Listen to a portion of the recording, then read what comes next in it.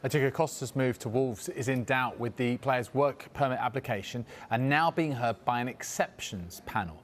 The 33-year-old didn't meet the required points threshold in order to qualify for a governing body endorsement.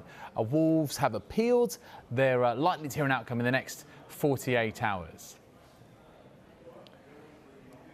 Well, players need 15 points in order to receive an automatic pass for a work permit. Costa appeared in the league last year for Atletico Mineiro in Brazil. His team won the championship, while his side also reached the semi-finals of the Copa Libertadores. It's the South American equivalent of the Champions League.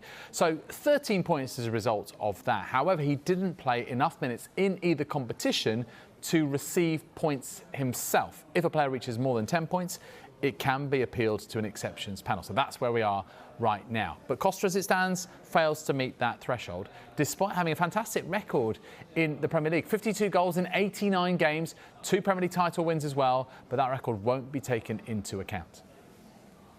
The wording more or less says that the exceptions panel will only recommend to the FA that the work permit is granted if it's satisfied that exceptional circumstances prevented the player from achieving the 15 points. And if those exceptional circumstances didn't apply, the player would have achieved 15 points. So it's a pretty high bar. So as you said, this is a Premier League club needing an international class forward to be able to effectively, play in a significant amount of games and hopefully score goals against, international class players. But ultimately, the criteria that would potentially be used in the exemptions panel is a pretty high bar. And it's in my experience relatively difficult to be able to get that appeal through.